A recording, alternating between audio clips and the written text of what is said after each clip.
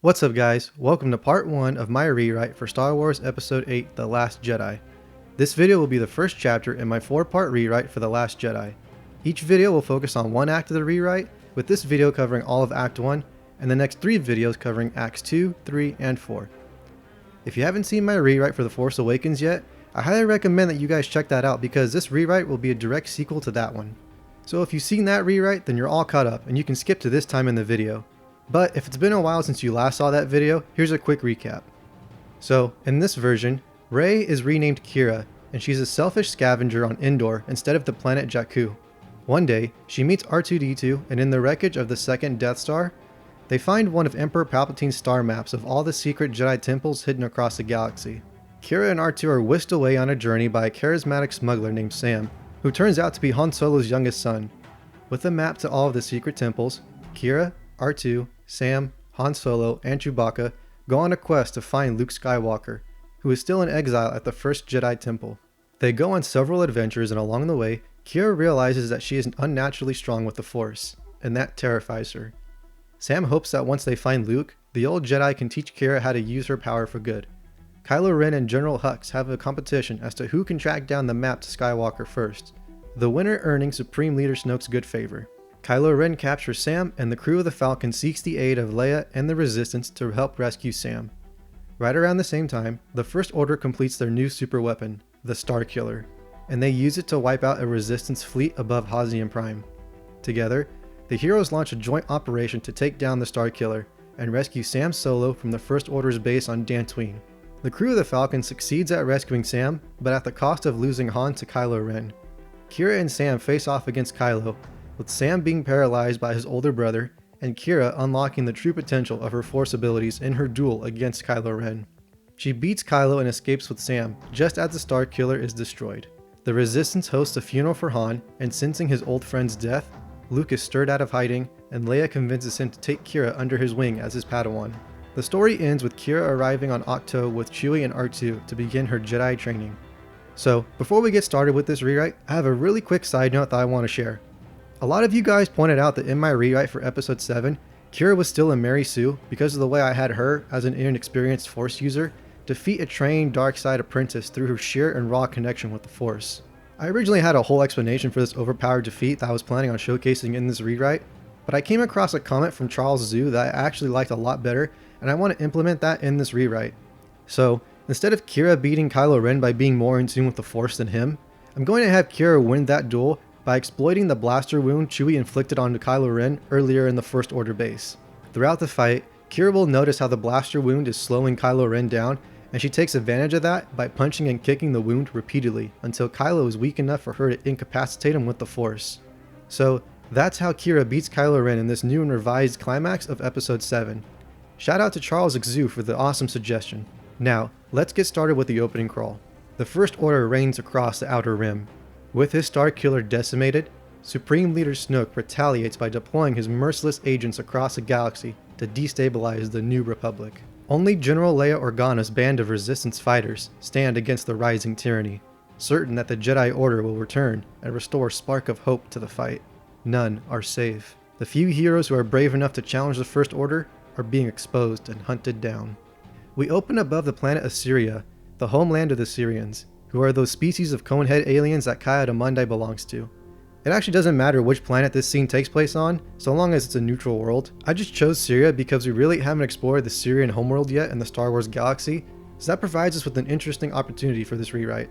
It's late at night on the surface of Syria, and in the capital city of Tekave, the Syrians sleep peacefully.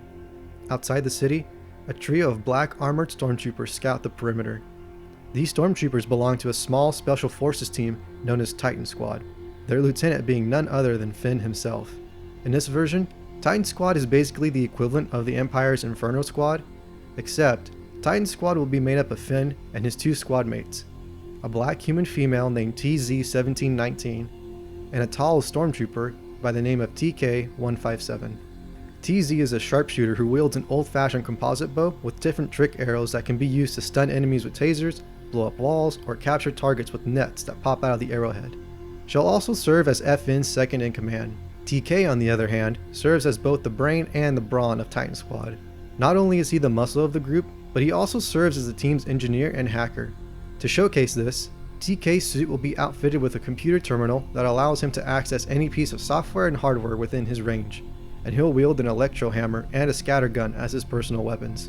Since he's a TALS, TK will also wear a translator device over his mouth so that he can be understood by the rest of his teammates.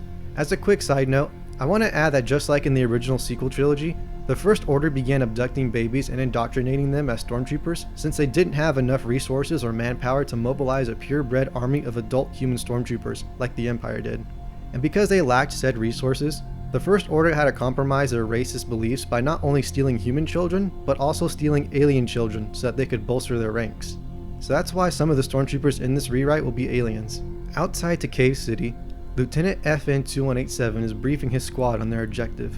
Residents within Cave City have been found guilty of sympathizing with the Resistance and have been providing them a sanctuary. Their task is to infiltrate Cave City and capture all of the guilty Syrians along with the fugitives that they've been harboring. After that, they're supposed to rendezvous with Captain Phasma outside the city. That's the plan.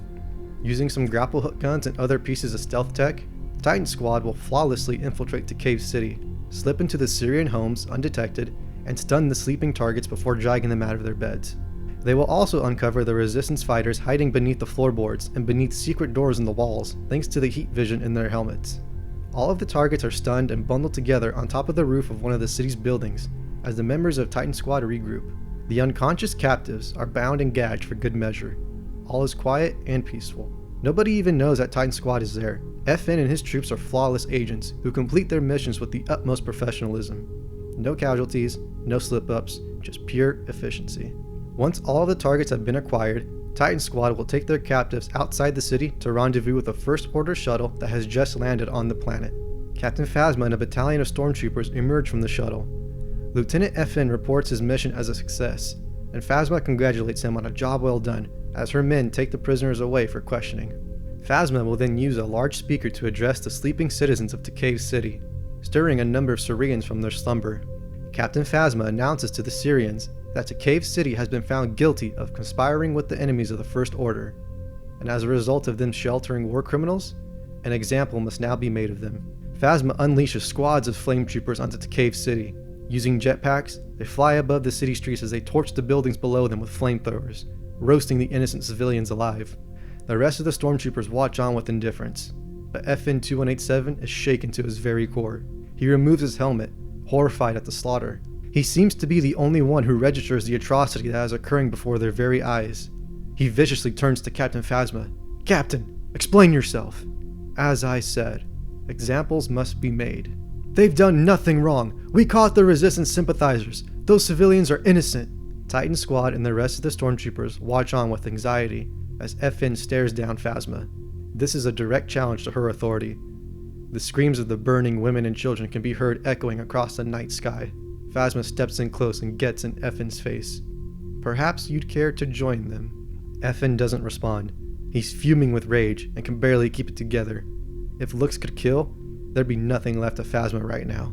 She recognizes the audacity within this impudent stormtrooper and decides to put her foot down. "Lieutenant FN-2187, you are to report immediately to the medical center for a full psychological evaluation. You are not to return to the field until I have that report on my desk. Am I understood?" "Yes, Captain," answers FN through grit teeth. FN-2187 turns to look at the smoldering ruins of Cave City one last time, before boarding the shuttle with the rest of Titan Squad. So, in the original version of The Last Jedi, there were 3 different plots occurring at the same time. There was the main plot with Rey and Luke on Octo, then there was the subplot with Finn and Rose on Canto Bight, and then there was the third subplot with Poe and the Resistance. Within these 3 different plots, there were 5 separate character arcs. Rey, Finn, Poe, Luke, and Kylo Ren each had their own character arcs in the film. And that's something I want to maintain in this rewrite. Except, Poe is going to be replaced by Sam Solo, and Finn's subplot is going to be completely reworked to better fit this rewrite. The scene where the Resistance is evacuating the planet will be exactly the same as it is in the original version, except for a few changes. Sam Solo, who is fully healed from his fight with Kylo, will replace Poe Dameron as the Resistance pilot who stalls for time by taunting General Hux. And since R2 is off with Kira, Maz Kanata will fill in as Sam's gunner for this scene. And just like Poe in the original film, Sam will disobey his mother's command to pull back, and he'll dive headfirst into the fight with the enemy dreadnought, dragging the rest of the resistance fleet with him. The difference here is Sam's motivation for his defiance. In the original film, Poe disobeyed because he was a reckless hothead who got too caught up in his own victory to think about the welfare of his team. Whereas Sam will disobey because he wants to hog all the glory for himself. Also, Sam will not only be serving as a commander with the Resistance, but he is also a leader of his own X-Wing fighter team, known as Black Squadron, and they'll be fighting alongside Sam in the space battle with the Dreadnought. While this is going on, Leia will contact Supreme Chancellor Vilichum and ask for the New Republic's assistance in their fight. But Chancellor Vilichum professes that the Resistance got themselves into this mess by stirring up the Hornet's Nest when they blew up the Starkiller on Dantooine. Leia counters that they destroyed the Starkiller to keep the Republic and the entire galaxy safe.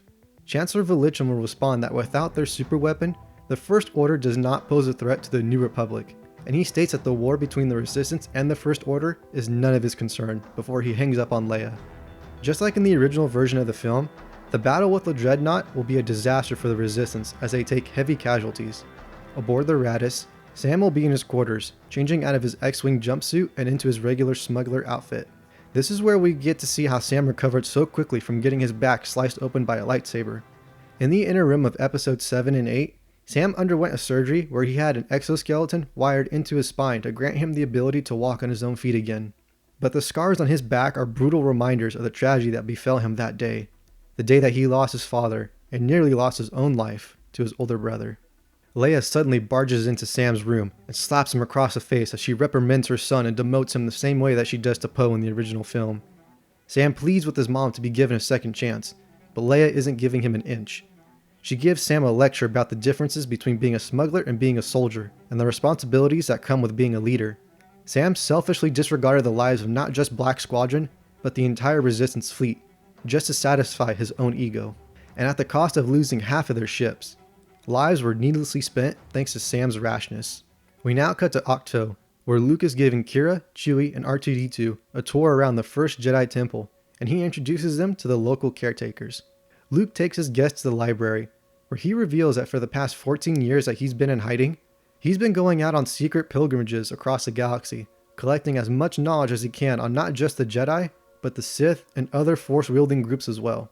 He's recovered ancient scriptures and holocrons that were used by both religions, and his years of research have yielded some of the old techniques that were practiced by both the Jedi and the Sith in the days of the Old Republic. But a lot of those techniques were lost for centuries thanks to the early wars with the Sith Empire. It is here that Kira pulls out Luke's old lightsaber and offers it back to him. Luke will hesitate to touch it, his hand hovering over the hilt as a range of emotions carry across his face. A mixture of fear, anger, sorrow, and guilt pass through his eyes as he blinks back tears.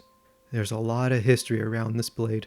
Luke explains to Kira how he and Maz had rediscovered the lightsaber almost 30 years ago when he had begun searching for Jedi relics to help him rebuild the Order. Back then, Luke had refused to accept the lightsaber because it brought back so many bad memories, and he offered to give it to Maz for her to add to her collection. Luke does the same thing now for Kira, telling her to keep the weapon as she'll need it for her upcoming training. Are you sure? I don't feel like I deserve it. I thought Padawans got their lightsabers at the end of their training.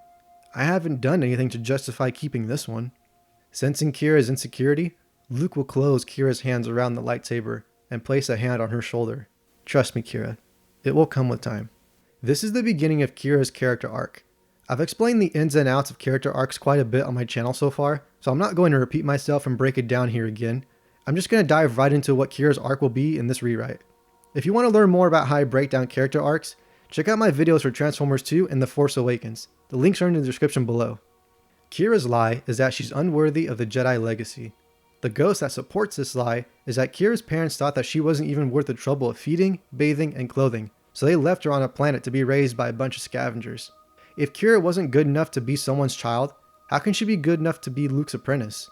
If her own blood can't accept her, why should her teach her? Kira's want is the same as it was in my rewrite for episode 7.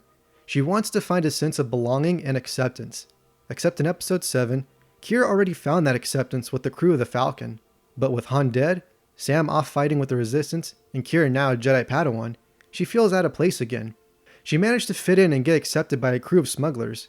But how is she going to find acceptance with a depressed old man who can't even accept himself?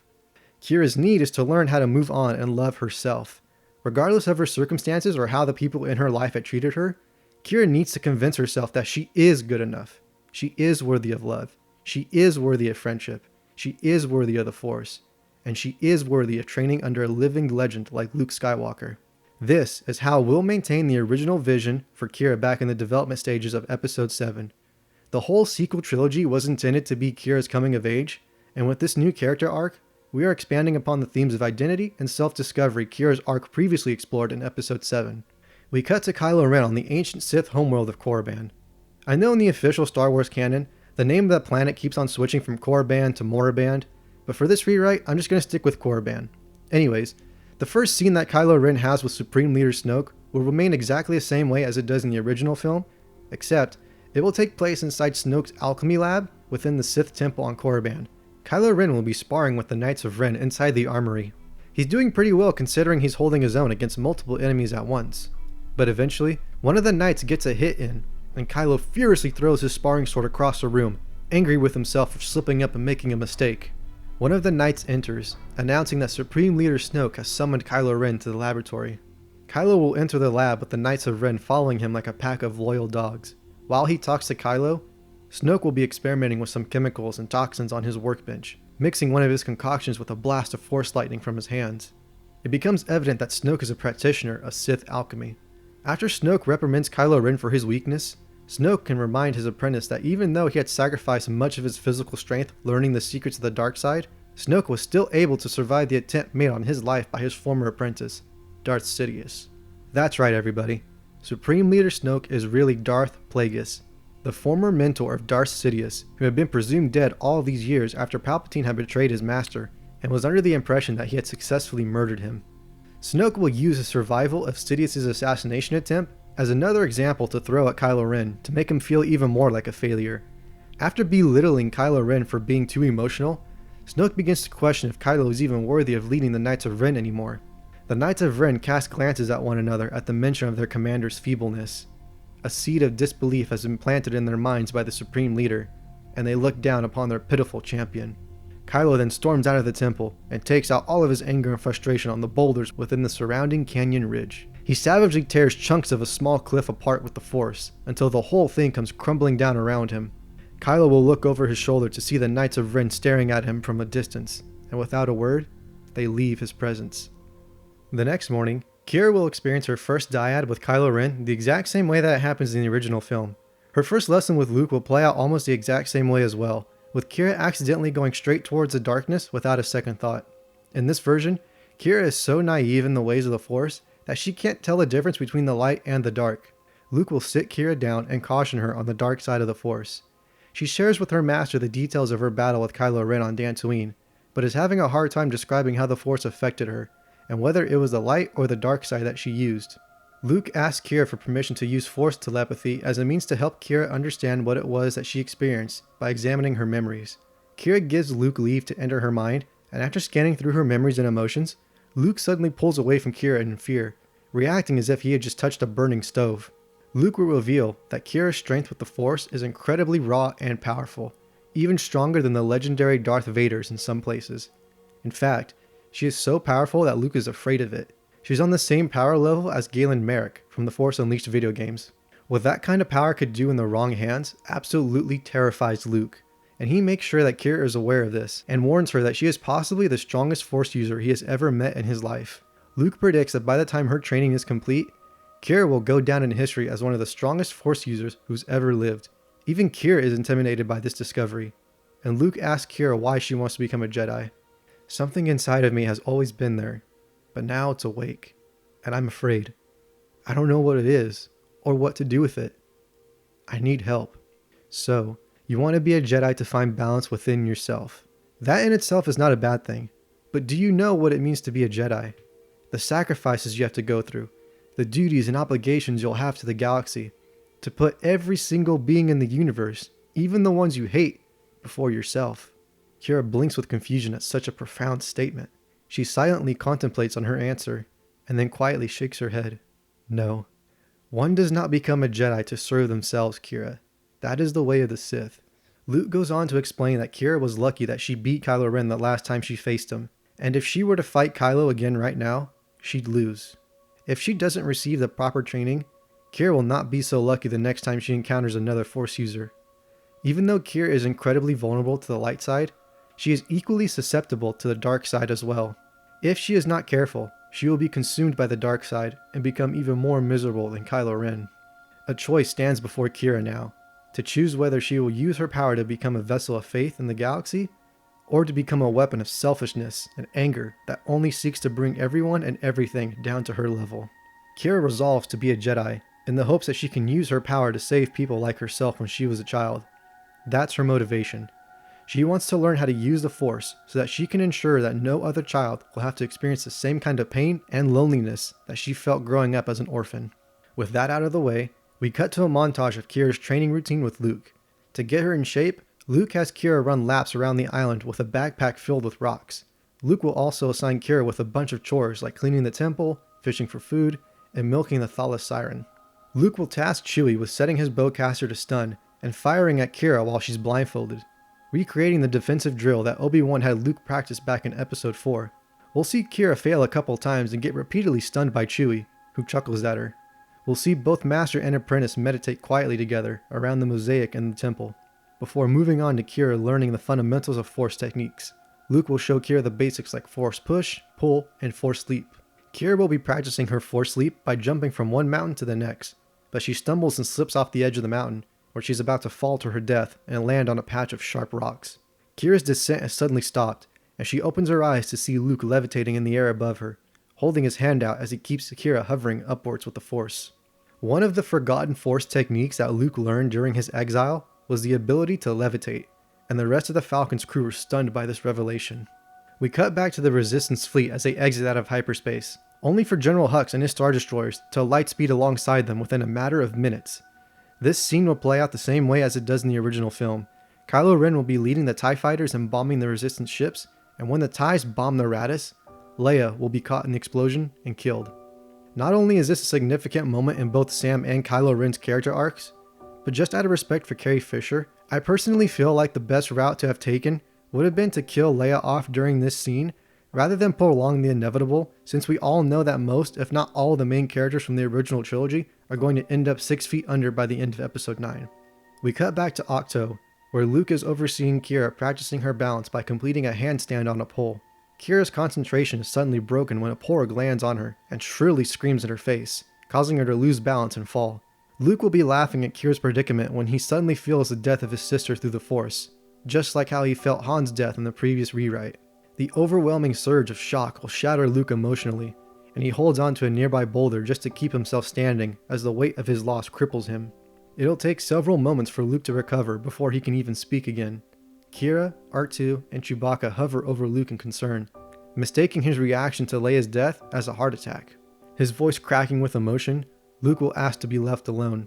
The others hesitate and look at each other with uncertainty, and Luke suddenly snaps and shouts at them to leave him alone. Kira and Chewbacca walk away, wounded by this sudden outburst of anger from the old Jedi. As Luke weakly slides down into a sitting position, his tears finally break through as he looks out into the horizon in despair. He hears a beep and he looks over to see R2-D2. The little astromech droid remained by his side the entire time. Luke gives in and apologizes to his old friend, thanking him for his steadfast loyalty and companionship. "She's gone, old buddy. She's gone. Leia. The only one I had left." R2 will give out a low beep as Luke stares out into the ocean. We cut back to the Resistance fleet. After the Resistance manages to put some distance between them and the First Order, the battle will come to a halt, and in this moment of rest, Resistance High Command will address the rest of their comrades and announce the death of General Leia Organa. Sam is doing everything he can to keep his composure during this briefing, with Maz rubbing Sam's back to comfort him.